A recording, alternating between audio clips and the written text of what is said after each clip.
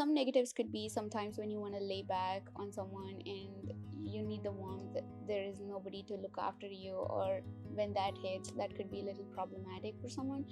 Because I think we are in between, where we are left to be like individualistic in terms of how we want to choose our careers or how we want to pursue a degree or something, but then we are also accustomed to kind of being paid for us or things like that, taking care of us emotionally and being there.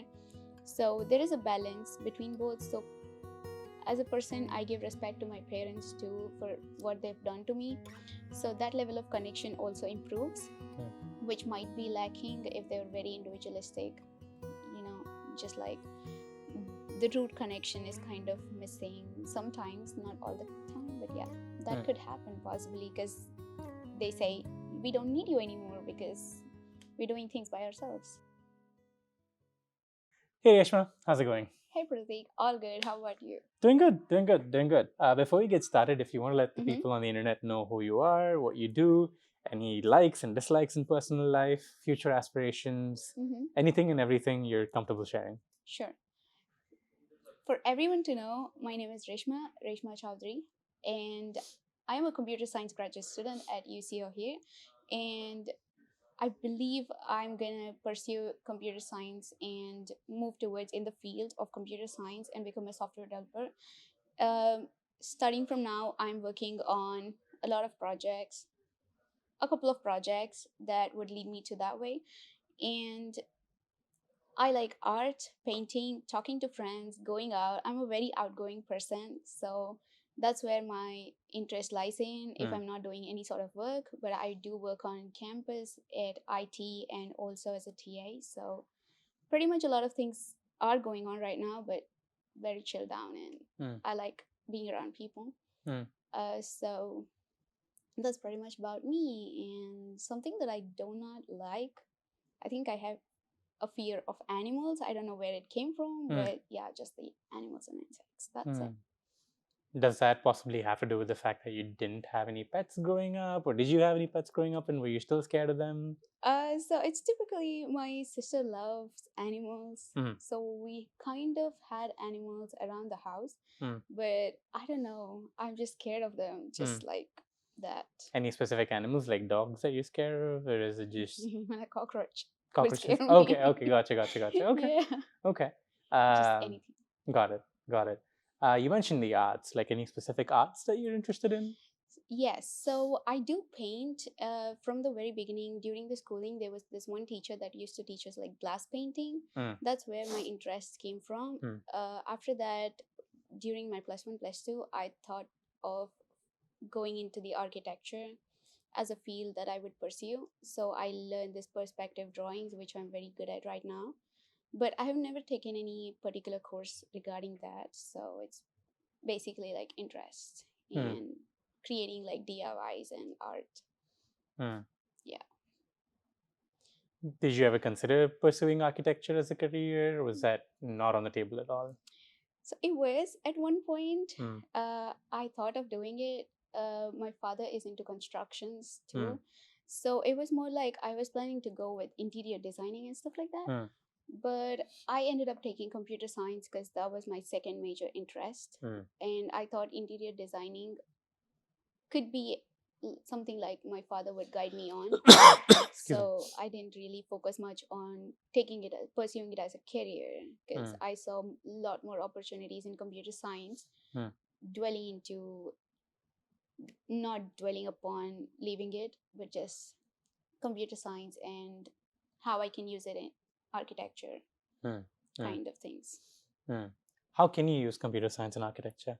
So we have this thing called AutoCAD, so which usually people use to kind of curate their designs online if they're designing. So we can develop such things where we can make the interior designing fun, or maybe games like that, which I used to enjoy while I was learning it.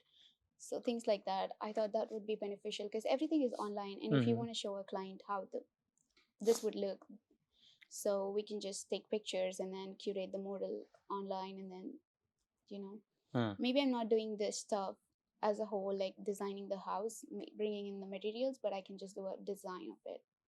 So Hmm. yeah. What made you want to come here to the US? So US is particularly because of their standard of education, Okay. and the research work here has been extremely good, and the sources that we used back when we were in India, the sources from here were actually very good, and I thought this would be like a change of place would bring the zeal in me to pursue a career that is interesting. Well, I'm already interested, but I thought, well, change of place and different people, their mindsets will help me like build the strategically build um, the mindset of growth in me, because US as a developed country have a lot of people that are thinking like, I don't know how to put it, but like rich, like very committed. So I thought that Like growth oriented? growth oriented. So I thought that would like build in me when I come here. So do you feel like there's a lack of growth orientated thinking back home? Just curious. I know you get. So it was like, I don't know, even me, we are very hardworking, and we do not focus on As a population, as you a mean? population. Right. Yeah, we are very hardworking, and we put all our efforts into working under someone or working towards a goal that is foreseen by someone else. So I thought individuality is something very common in USA. That perspective might change if I go back, or if I'm staying right here right now. That would be like very helpful for me to understand how things work, and how I can be like an individualistic person, things like that. How have you been liking the sort of curriculum and your time in the US generally? It's good. It's good so far. The curriculum, especially, is good. It's, I think, curated depending upon the existing students and how it can help us in the future. I think every time they take the feedback, even from us, every semester it's been changing. But for me, I think that helped somewhere. The feedback from the previous ones, or just how the faculty received it, has helped. The course curriculum is pretty much um, very not compromised, but very curated towards the interests of students. One of my professors right now take a detailed um, assignment of how things need to work and what I want to learn in the class. So those kind of things bring the zeal, like actually an interest to kind of work and what I'm going to learn. So I would think twice on what I'm going to learn, what I'm going to do. So I think that way it just helped the curriculum. And especially with friends, I think because we are away from home, Indians become very close, and I get to meet a lot of international students here, which is like pretty good. I get to know about a lot of things, and especially what we miss back in our culture. Right. Yeah. You sort of hinted on that, but what else do you like from your experience of getting to meet people from around the world? What experience did I gain after? Yeah, like what's something that you feel has benefited you, or like what do you like about meeting people from other parts of the world? Yeah, sometimes these little things, when I say something like, oh, in my country this is a quite common thing that we used to do, and here it's kind of different. Someone else from some other country would say, yeah, we do the same thing that you guys do as well, and here we feel it is different. So then I sit and wonder that, oh, so many cultures are so alike in terms of how they're thinking, but in terms of how they're doing things might be a little bit different, but the ideology of most of the people are same on the same grounds. That is why I think, even though I have like a lot of international friends, everyone is like so good, so protective, and I like it so far, like just the cultures coming together, and just seeing how this works at a very young age like this for us would see like peace around us, and making sure everyone is actually respecting others' culture. So that feels good.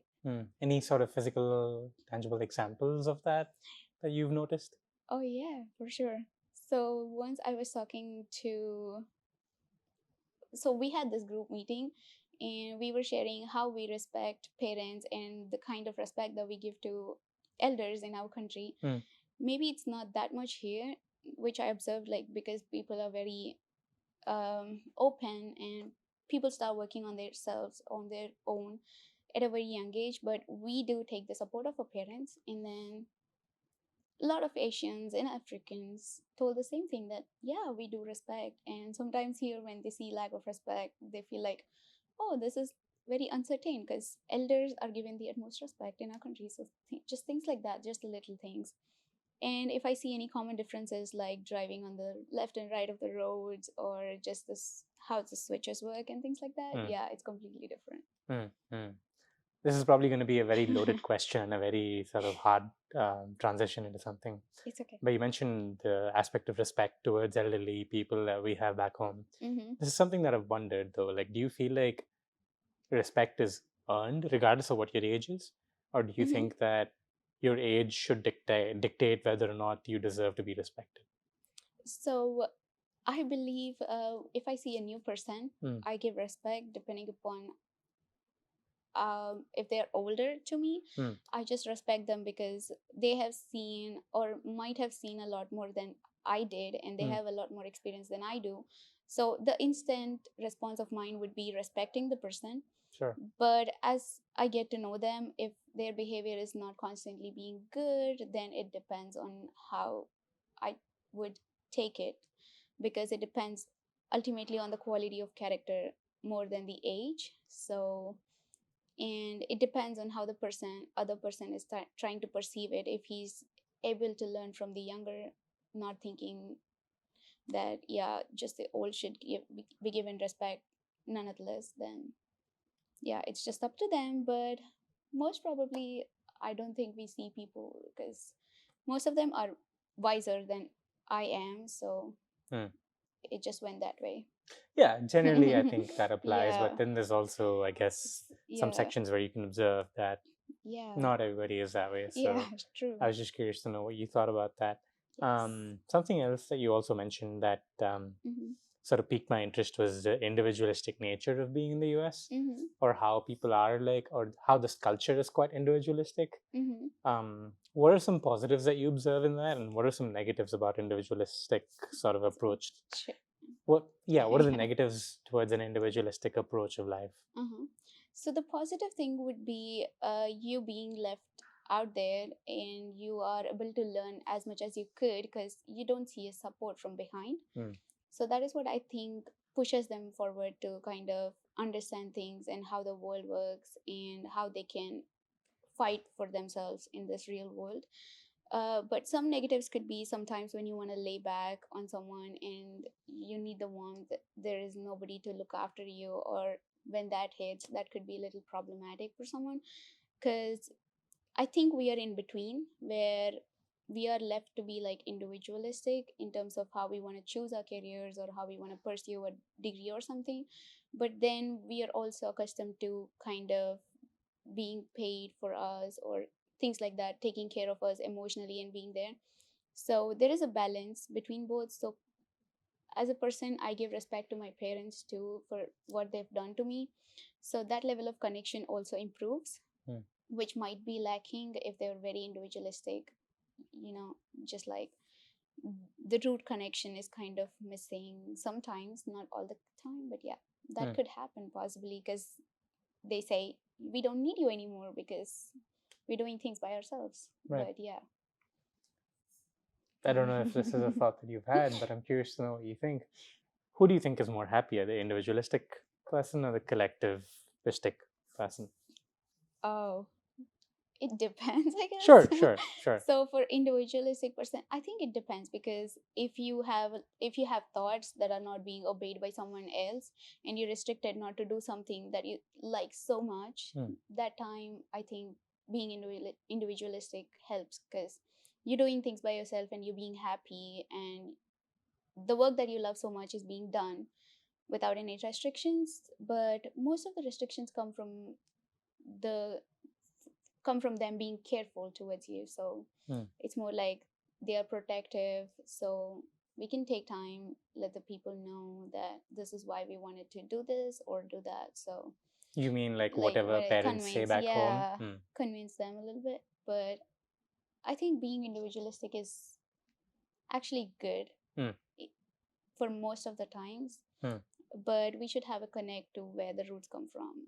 That's where it is, like not being too individualistic and just do whatever you want, but take an advice and then do what suits you better. Do you think that like people our age want that life of being individualistic?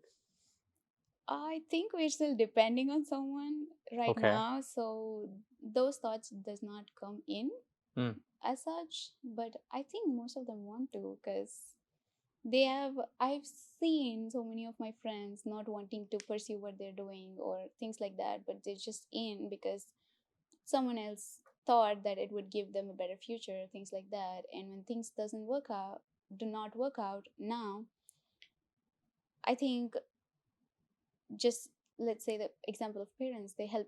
Yeah, we are there, it's okay if things are not working out, you worked so hard or something like that. But apparently maybe they would feel like, yeah, if I would have done that, I would have been better. I heard things from my friends saying like, if only you would have let me foray into the career that I wanted to, I would have done better. Might be, but yeah, I'm not sure. Just out of, again, opinion, I like just want to know what your opinion is on this. Who is more responsible in that case for making that decision?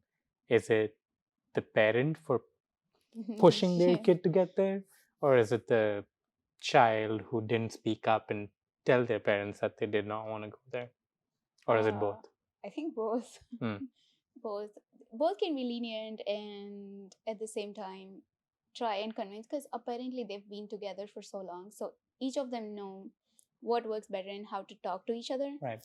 So I think both could have done, and I think that is when they come to the common grounds to take a decision, which apparently, even if they don't like, if one of them don't like, I think they're on common grounds right now, just to settle down at some point and yeah, just let it be, just let me take something, just let me do something. Right. Do you feel like there's a lack of communication that exists in Indian families? I guess so. And it goes back to the respect that we were talking about. Right. It's usually assumed to like being given respect to elders and them taking the ultimate decision, because and that they know best because they've seen the world. Yeah.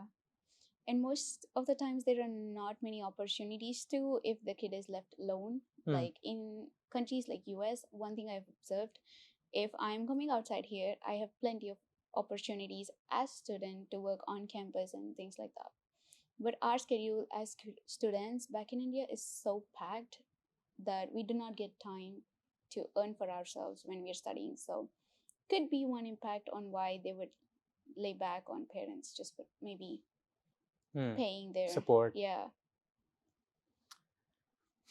But with the sort of age that we live in, like, you can notice that there's huge generation gaps between people, right? Yeah. Why do you think we still believe that then our elders know best if there is that generation gap? I think we're just curated with those thoughts from a very young age that we know better, so just listen to us. Why not? Things like that. Just on the back of our head, subconsciously, we know that they know better. So we end up listening to them. But sometimes, like, for me personally, it has never been like that. I could give my opinions freely, and I never had any obstructions or anything like that, objections as to what I need to say. So most of the times I would speak up and explain, and they would explain. So it was like a natural talk that we used to have. So just so I know that how it can be incorporated, I could just see how it can be incorporated in others as well, as to how they can talk and how people can be open-minded a little bit to kind of understand. And this generation gap is a huge thing, because most of the time the elders do not understand what the kids are going through so many times. Yeah, you must have listened this. They used to say we walked miles when we were young, things like that. Yeah, so those kind of statements, I think, would make a kid and kind of realize that, oh, they've worked so hard for us, so we need to give something back to them, things like that. So kind of owed back.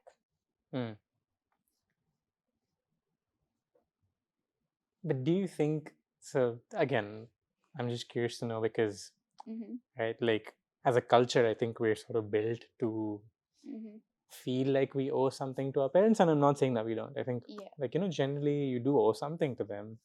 But don't you think that, or do you think that we should owe anything to them? Because at the end of the day, like, they took the responsibility of bringing us to this world. So why should we give them anything back? For Have you me thought about that? personally, my parents wouldn't accept anything back as well. Okay. Like, seriously, like, it happens with most of them. They do not want anything for themselves. It's just like the selfless love that they would provide. Most of the cases. So it's just our generosity to kind of have that feeling of giving back something. Agreed. Yeah, totally. Like, I think it's that generosity that, like you said, that makes us want to give something back to them. Or it's that, or sometimes negatively, I also think that it can be that sense of seeking validation to where you want to feel like you've done something right in your life and you're giving back to them for that reason.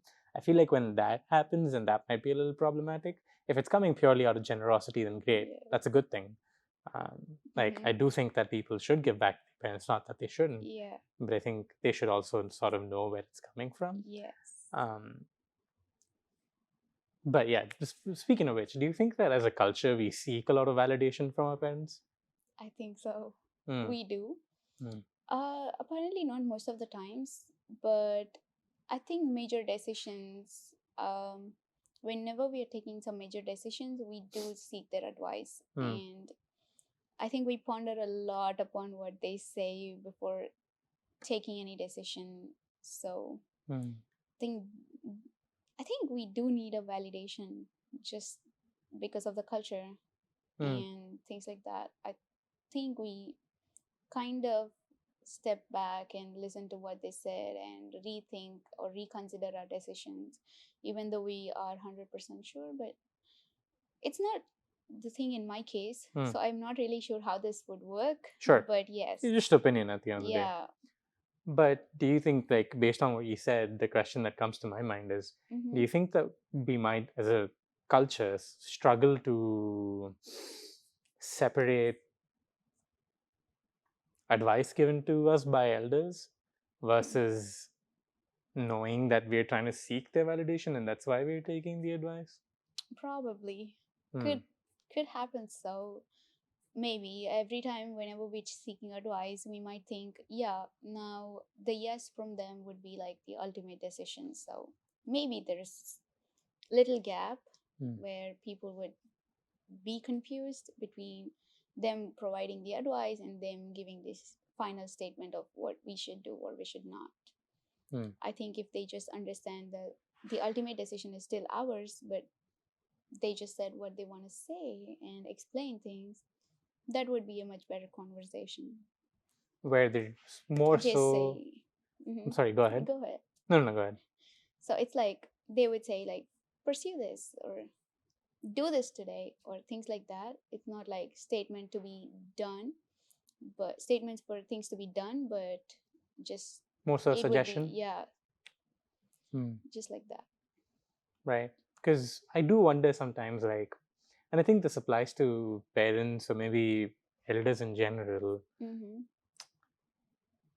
They sometimes try to, or most of the times, try to save you from a problem instead of giving you the right tools to deal with the problem.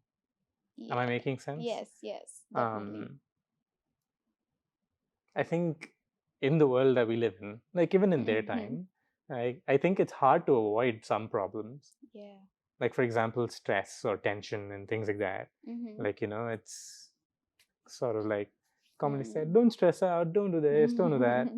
But external circumstances that you have no control over can stress you out, right? Yes, true. So, like, do you think that we worry more about trying to avoid problems, and should we instead try to give people the right tools to deal with those problems? Yeah, I think that is a lot better. I know this happens with most of us, regardless of where we come from. Right. That people before us have seen certain consequences that they do not want us to go into. So they kind of give us the advice, like it depends really on the situations. Like we do not want to go for a war again, so it's more like if the thing is like um I mean, how do I put it? If it is a very subtle thing that we can deal by ourselves and not affecting any place or any person, that time I think just taking the right decision and moving forward is a good thing, not worrying about if just leave the problem as it is, but we can deal with it. Certainly if it might turn out bad as well, just not knowing what the end result would be, just try and deal with the problem. But if we definitely know that this problem is going to turn out into a massive disaster, just avoid it, because it's going to cause harm to most of the people. So it Right. basically depends. Yeah, I think you're right on that, in that sense of some things are better avoided. Like a good example that I can think of would be any sort of like drugs and things of that nature, right? Like avoid that completely. Not a problem you want to get yourself into. But things like stress, sort of mental stuff, sometimes you just can't avoid them, right? And sure, again, there's a difference. Like there's a huge difference between situational problems and like clinical problems also. But yeah, like situationally speaking, I think sometimes we sort of try to say, oh, don't be depressed, or don't be sad, or don't be anxious, or this or that. Instead, I feel like it would help to sort of give us more tools to be able to fix those things. That is true. Absolutely. Like, yeah, stress is quite a common thing these days. Yeah. It's not a good thing, not a bad thing as well. It just comes naturally to some person. And I believe just having some person to kind of take us through, or like, I've read this somewhere, I don't know where from, but I saw this, that avoiding work is a lot more stressful than actually going and doing it. But if I have like 10 tasks in front of me, I end up doing nothing and going back to sleep because, yeah. You're overwhelmed because of everything. Yeah.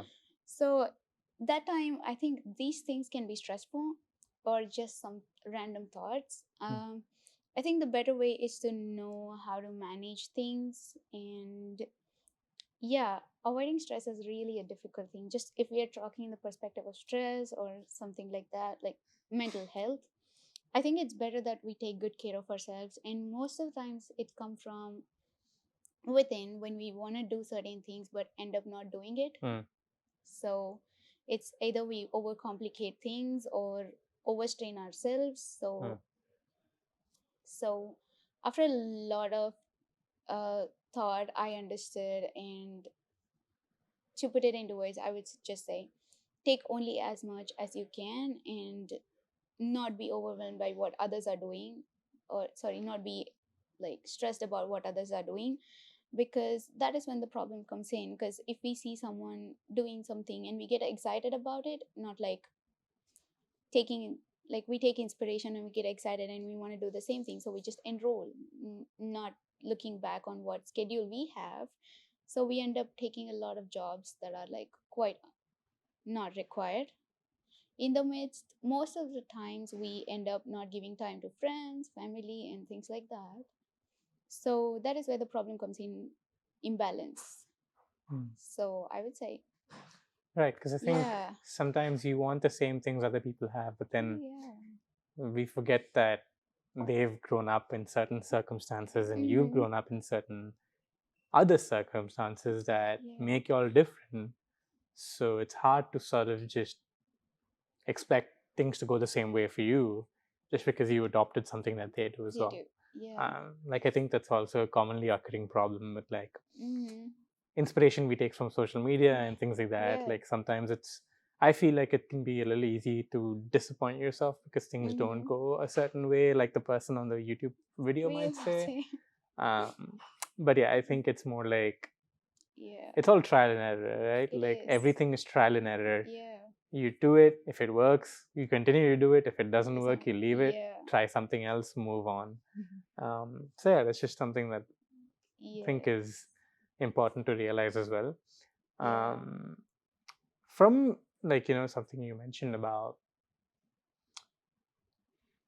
having that internal dialogue, I'm curious to know, do you feel like we take less responsibility for our own actions as a generation? That's a very loaded question, but I'm curious to know what you think. I mean, I have seen a lot of people that are mature and handle themselves really well. But at the same time, there are so many, sometimes including me, yeah, not taking the complete responsibility of what I do, not just for others, but just for myself as well. Sometimes it's not like always about others, like if I am not responsible at this position or somewhere when I had to do a task, it's but sometimes we lack the responsibility or care towards ourselves, which we ignore as well. So yeah, I think pretty much on the whole we are ignorant to a few things and just do not want to take a lot of responsibility and just leave it as it is and let it go. And I don't know how it affects the overall perspective amongst ourselves, but in general that has been happening when I see it. Why do you think that is? Why do we not want to take responsibility? Or you can speak to it from your own personal experience if you've had those situations. I'm not sure. Like sometimes just the if we do something wrong or so it's both ways in mine. Sometimes I take a lot of responsibility and think some things didn't go well just because of me when I didn't have anything to do with that. But sometimes it's like even if it is because of me or I did something wrong, I just ask myself twice or thrice and then leave it be, even though it was like affecting others or me. I was just say it's a lot stressful to think about what has been done. But I think most of the times I've reverted with my actions, going back to the problem and then solving it, not in an instance, but once I'm like in a calm mind. And it might take a little bit of time, but then I think it's important for us to go back and deal with things, at least even if it's like later, like better be late than never. So right, yeah, things like that. That is a very valid point, and I wonder sometimes if I don't know if this is unique to just people from our part of the world, or if it's unique to, or if it's common to everybody. But I sometimes feel like we feel like certain, or maybe not just problems, but even achievements in life need to happen at a certain time. Oh, you need to have X by this, you need to have Y by this time, you need to have Z by this time. Yeah. But unfortunately, life doesn't work for everybody that way, right? Like, do you think that we're overly obsessed with that ideology? I guess. I guess it's really, really true. Because I really hear from a lot of my friends here. Because in India, I studied under like till undergrad, and the perspectives there were like quite common, and it was obvious because we are all of similar age and we are dealing with the similar kind of stuff, going through the same phase, same kind of things. But as I came here, one of the things that has happened is I saw people from different age groups. Right. So when I see the perspectives of those people and in general how they dealt with things that I didn't do, so that is when I understand, okay, there is this stigma called that say like this should happen by this time, because I'm still at certain age and some people who are older to me go forward and be like, I should have finished this by then, but now you're doing it, like, you know. I mean, but I don't know if that ideology is changing a little bit right now, considering people achieving a lot at a very older age or things like that. But people would still go ahead and say, oh, what's the use when he's like achieving something when he's old or she is old? There's no point. We should do it right now before 20s. And now the internet has focused more on achieving so much more before 20s and yeah, things like that. Because some people would come or go to other places or travel a little bit more than you do. But I think it just depends on the way everyone's living their lives and how their circumstances has been, like we talked. But yeah, this is so true that people would be tensed and all stressed about things being done at the right time. Yeah, because I feel like that adds a certain level of pressure that's not needed, right? Because if you think about it, if someone is working towards that goal and is putting all of their effort to get there, right? Like sometimes it just doesn't happen at that time. Maybe it'll happen a year later or 2 years later. Or maybe you need to put in more effort for you to get there sooner. So I feel like sometimes it's easy to forget that. Because things take time. Things take work. I know. You can't just expect things to happen the way like, oh, by 30, oh yeah, I will have a house or a family or whatever.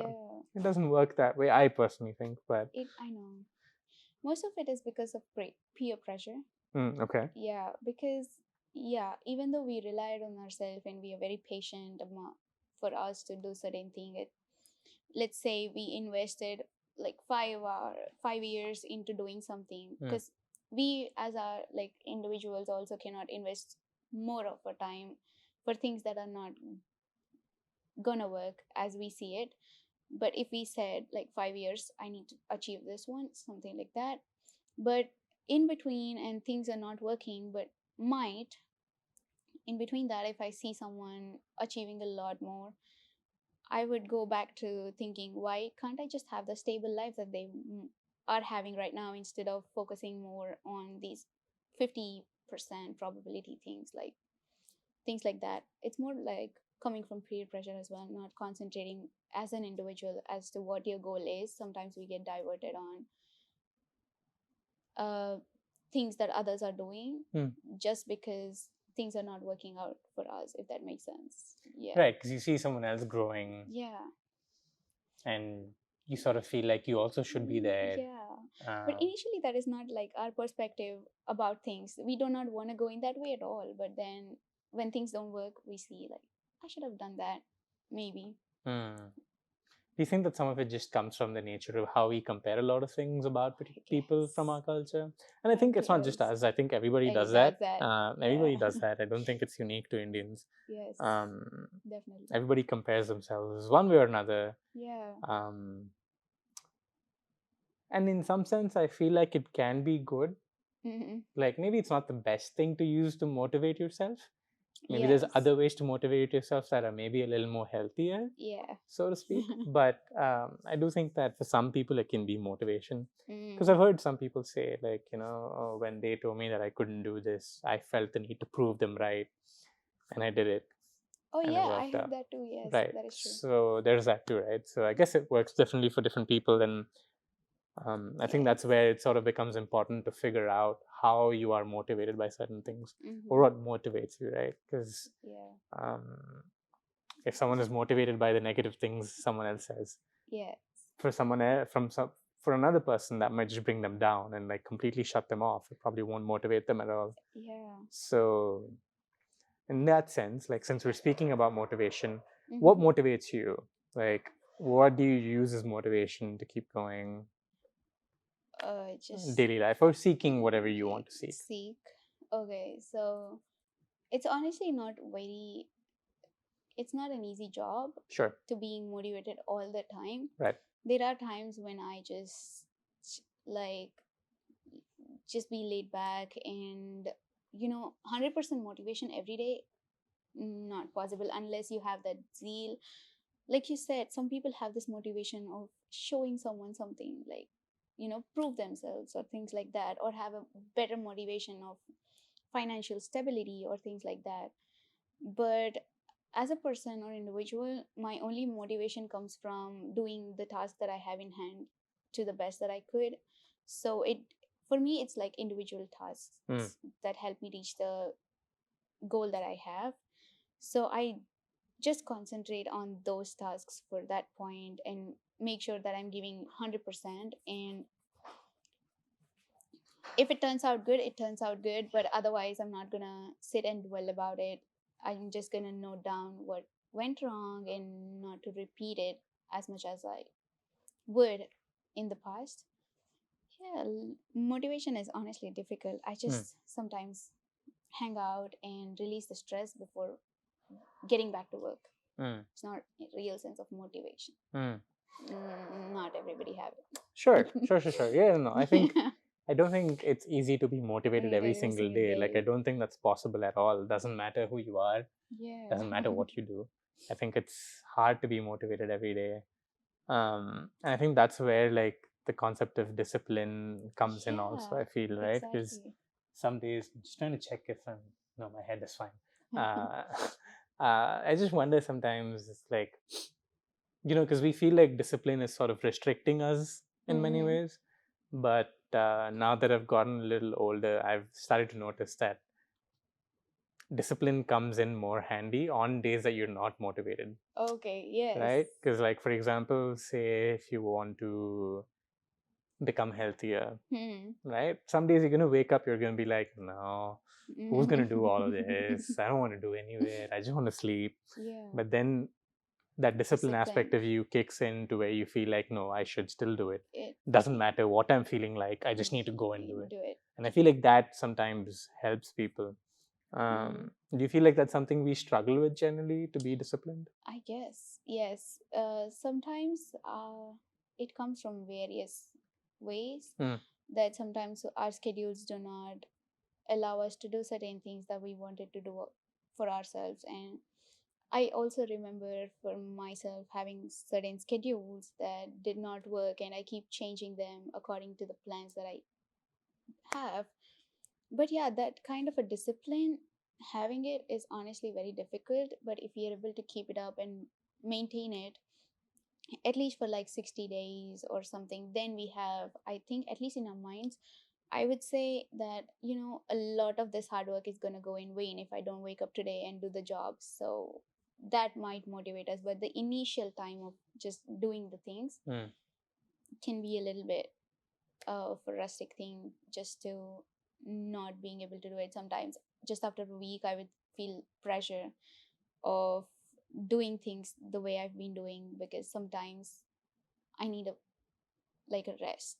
So I think it's important for us to curate our schedules in such a way that we have times where we want to do things that we would do in a free time, and also manage everything else, because sometimes we cannot even say no to others when they ask for a time. And that is when most of the times my schedules get disturbed. Yeah.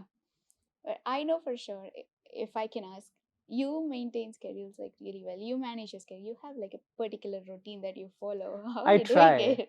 I try. I wouldn't say that I'm the best at it, because that's something that I've struggled to do throughout undergrad. But I think, and this is like the thought that was going to be like that led up to the next question that I had. I think it comes down to priorities at the end of the day, like prioritizing what is important for you. I think that's what it comes down to. And sure, some days something might happen, and your schedule is completely thrown off to where you can't do things at the times that you usually do them. That's okay. Like, I think sometimes, and I used to be that way too, like I would feel like, oh, all of this is going to shit now because this one day I couldn't go at this time, or I couldn't do this at this time. Oh, all of this is crumbling. I'm a bad person. Da, da, da, da. I know. All that nonsense happens. But I think what's helped me over time is to realize that it's okay for those things to happen. Start again. Get up the next day, start again. Okay. And I think that's the constant thing. And that's something that I've also heard a lot as well, like in sort of like the spiritual path that I personally take. About, it's okay for things like that to happen, because things happen, right? Like, you don't have control over everything. But having that, I guess, for the lack of a better word, what am I trying to say? I guess it comes back to discipline solely. That dedication also, to be like, okay, fine, today messed up, that's fine. I'll get up tomorrow, start again, I'll get back at it again. And then you just continue it. And I think, again, I think you also have to figure out what works best for you, right? Like, is it taking it on a day by day basis? Or is it like breaking down things down into small tasks? Is it making a to-do list every day? Is it making a habit tracker? Like, everybody has their own ways of figuring these things out. So I definitely feel like It's something that you get to with trial and error. So yeah, I wouldn't say that I'm the best at maintaining this. It's something that I'm becoming better at gradually. Yeah. I do still You're think the that. best I've seen so far. Well, thank you. I appreciate you saying that. That's very kind of you to say. But I feel like there's still a lot more room for me to grow in terms of becoming more. I could do more better, I feel personally. Yeah, it's all about commitment. It comes down to that. Yeah, I think commitment, prioritizing things, because I think there's so many things we want to do. And I might be wrong, but I feel like deep down inside we know what we want more. We just struggle to prioritize it. Yeah. I might be wrong. Maybe That we is don't true. know. Maybe we don't know, and that's fine. Like, I think Yeah. you have to figure it out over time, right? You're not going to have everything figured out at once. That you wouldn't be human if you did, I think. So I think it comes to that, like figuring out, if you don't know, what is more important to you, and sort of working on those things and focusing on those things, and how you could then like keep doing certain things. So I think it just comes down to like, yeah, commitment, prioritizing things. If you don't know what to prioritize, like I said, figure out what you want and go from there, right? Yeah. I think it just comes down to asking yourself a lot of those questions also. And then going from there. Like, we talk to ourselves a lot, like in our head. We're always in our head as human beings. So yeah, I guess instead of, and I mean, don't get me wrong, I'm a huge overthinker. I overthink a lot, but I try to pull myself back and try to separate a lot of the irrational thoughts with the rational thoughts, and sort of think about, okay, like, where do I need to prioritize my actions for today, or anything like that, right? Like, just using an example. So I think it just comes down to that. Absolutely. Yeah. So, but why do you think that we struggle to prioritize generally as a generation? It is super difficult. At least, yeah, sometimes I did follow certain schedules, and sometimes, well, it's mostly because for me, at least, it was like I did things in a certain way at one point, and suddenly I wanted to change my routine or have the discipline, but the things I used to do earlier does not accommodate with the schedules right now. Right. So it's a little contradicting, maybe in terms of people or in terms of the work I did. So I think I end up, yeah, you know, I'm not sure if you listen to words like this when they say, have you changed a little bit, or things like that, just because your schedule or routine is changed, So just to avoid that, we go end up doing certain things, and that is where standing on word is like a problem for yourself. Because if, like, and I want to explore that thought a little more. Do you think, oh, sorry, what did you say? I just said, have you changed a little bit, or things like that, Right. No, I thought, yeah, I missed something you said at the end. But I wonder if some of that just comes back to, like, or let me just ask it this way. Do you think that we connect the word change to a negative thing just because people might say, like, oh, you've changed? Depends, of course. It depends, because people could also say, oh, you've changed. Right? So a lot of that depends on the emotion with which they say that. Totally. But I sometimes do worry that because we want to be friends with certain people, or because we want to be within the same circles, it's very easy to attach a negative connotation to the way they say change. So do you feel like that's a struggle that we have? I mean, I think I'm sure it is a struggle, but what is your take on that? I mean, so far for me, it has been good because everybody has been very understanding. Right. If I wanted to do something, and most of them have been a part of it when I wanted to do something. For example, let's say I want to wake up at 5:30 and do things. I remember having friends. I do have friends that would do that along with me, just because it's a good change. Right. And we note it down. If I'm going to things that affect me, then yeah, definitely that change is not suitable to me, so better avoid it. But if it's a good one, I had people who engage themselves into it, and it has been a lot easier that way to kind of have them do whatever you're doing. It's not like it's a prioritizing thing, because they didn't have to do it, honestly. But if it's a good thing, if you have people coming in, or you have a set of groups that you could join into who have similar interests for some different things, that kind of helps, like, because you're having different bonds with different people and your interests align, so you don't have a problem anymore with any of those. So I think just for me that kind of things worked.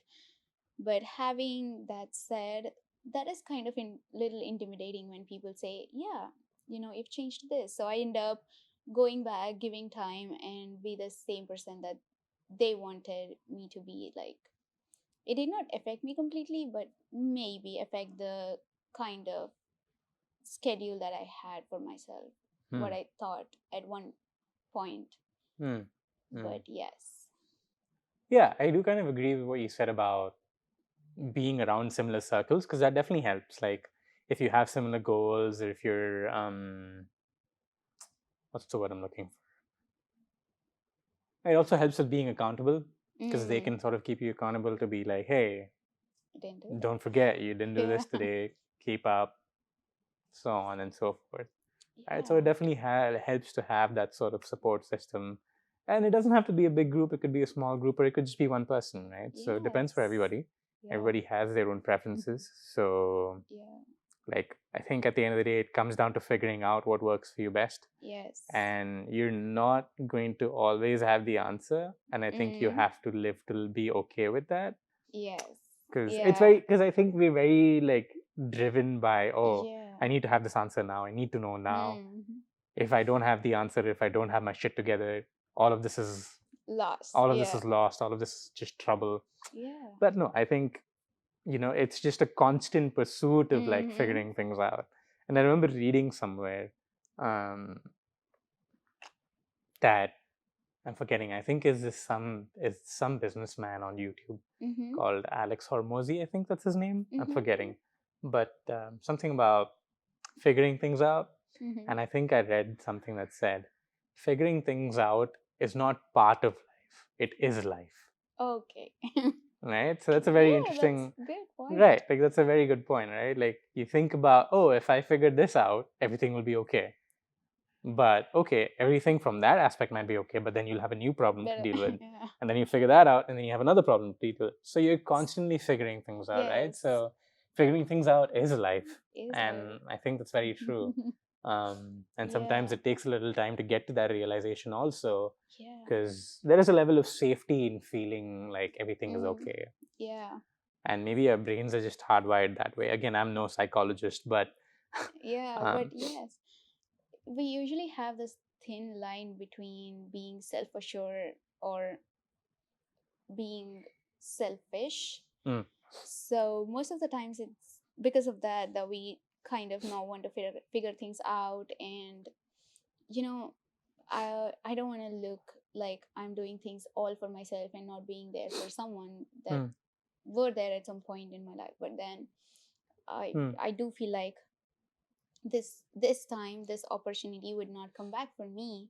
So I want to make sure that the people with me understand, like, this is really important to me, and kind of I have the assurance now that I'm going forward with a good thing. I'm not ignoring anyone or anything in my life. So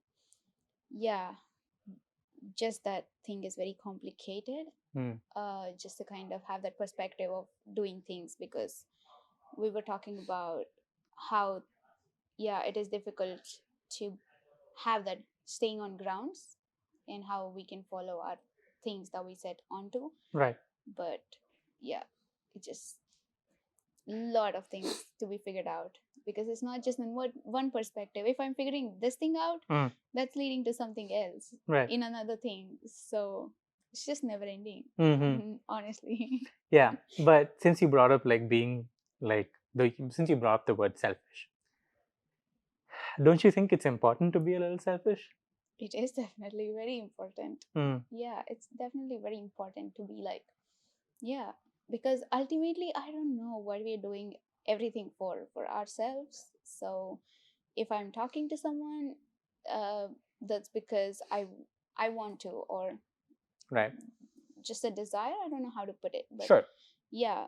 So if I'm doing anything, it's just because I want to do it, or I like it, or sometimes out of pressure, but then yeah, most of the times it's because I want to do it. Otherwise, I think it's not the case for everyone. Most of the people might do it under pressure.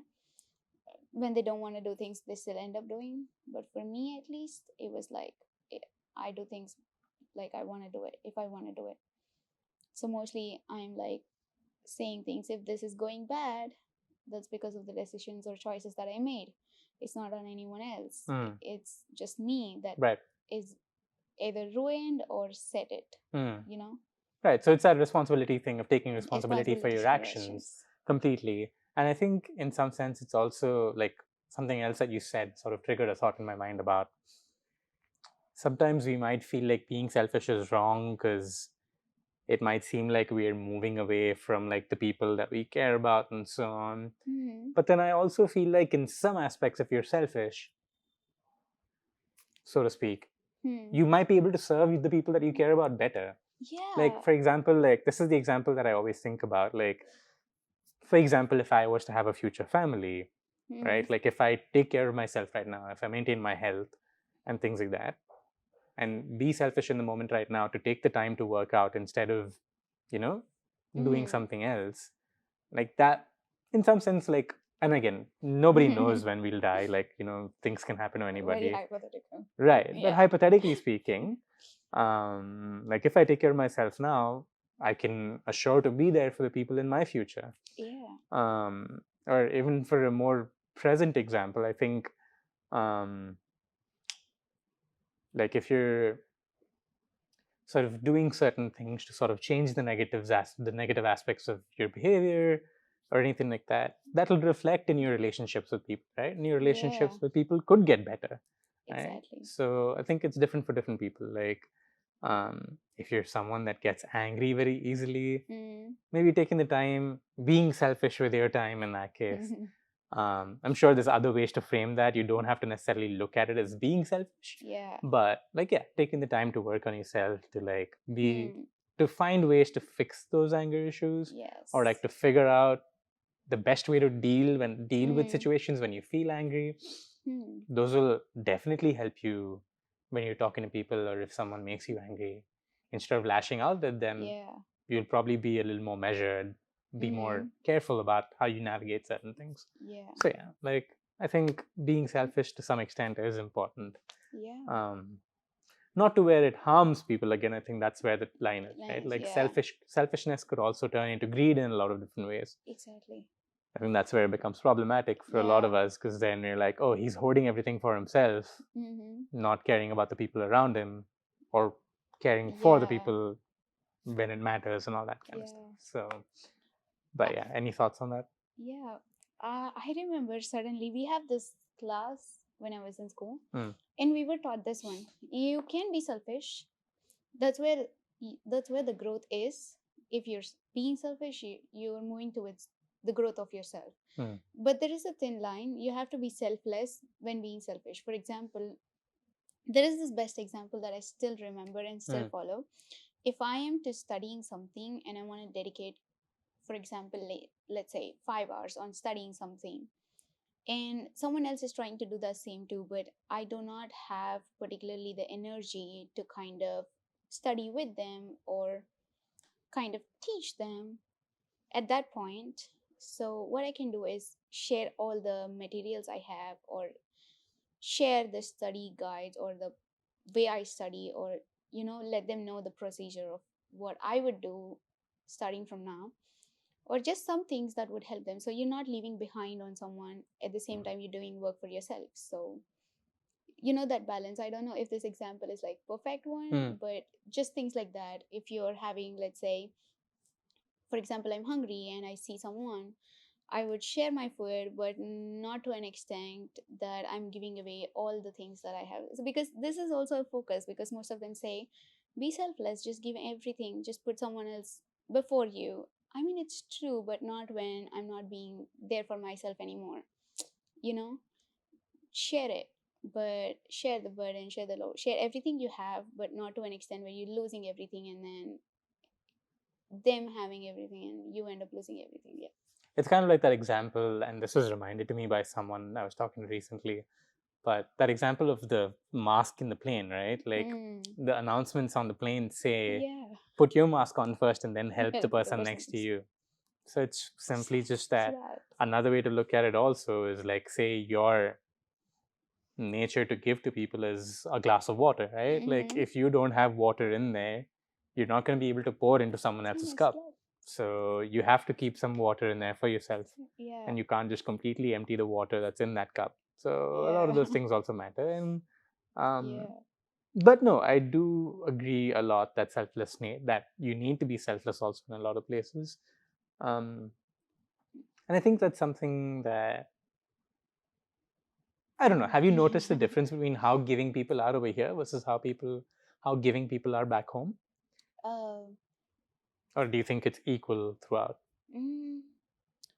I believe the work environment is really different. Sure. So one thing I observe, like in terms of giving, is okay. I'm gonna ignore emotionally being there for people because it's a lot different if we sit and talk about it. But if it is general, like giving, like let's say financially or in terms of work, I think here people are very work oriented, and if I think about the tipping culture, it's not very common back in India, but here it's like a very necessary thing. You have to do it. Like there is a standard that you need to do it, no matter what. Like if you're wanting to, or if this, but just in terms of hospitality and things like that, we only give people if you feel like there is a necessity, or if they did the good job for just for us. I think it's just that difference that I observe in terms of giving. So it's just that here some things are already mandatory for most of the people, or at least people are accustomed to do things in certain way. But I think we have an open opinion back in India where we can give if we feel like, because some people, let's say donations, give like up to 100,000. Some people just give like just 100, but it is taken with equal respect. Yeah. It is received with equal respect. May not be all the time, but yes, you know, just because they're not accustomed to do things. Sure. And also, like, it goes back to kind of like the water example, right? Like if you have half a cup, you can only give quarter. Like you can give half of that.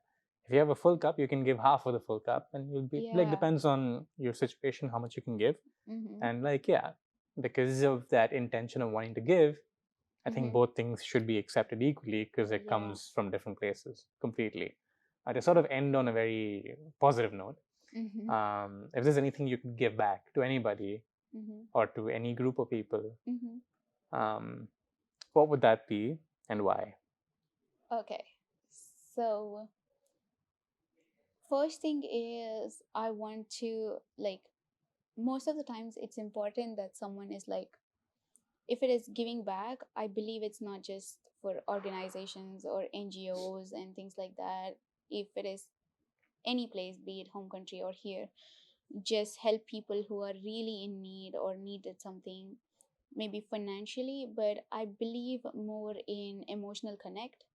That's what people, most of the people launch for. So being present at the moment and being there for them speaks a lot more than just helping them at a random stages. So throughout, I make sure, at least for the people that I have connections with, I make sure that I'm being there for them, being with them all the time, giving the time and effort. That at least at this point, when I'm a student, I believe this would curate that sense of responsibility towards each other and sense of love and care for each other. So that I prefer in terms of giving back. If you are here with me, I'm going to be there for you no matter what. Right. And I like assurance. Yeah, no, I like the fact that you took it in that direction, because I was just, after I asked the question, I was like, I don't know if it's a good question, because right, like giving back also has to come from an internal place, right?